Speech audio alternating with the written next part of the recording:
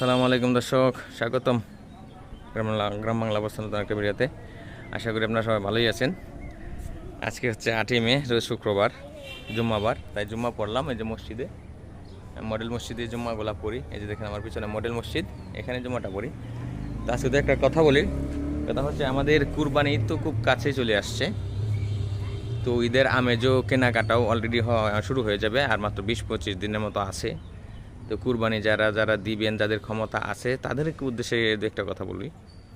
তো তারা অবশ্যই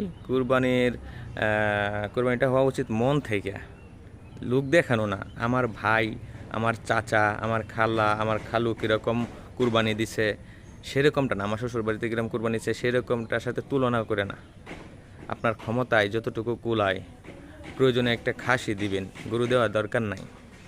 তো যেন কুরবানিটা সহি হয়, এমনভাবে কুরবানিটা দিবেন যাতে মন থেকে হয়, আপনার সাধ্য অনুযায়ী হয়।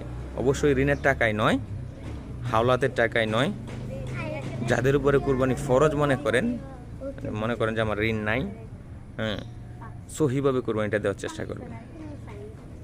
ভালো থাকবেন সবাই, আমার জন্য দোয়া করবেন। আল্লাহ হাফেজ।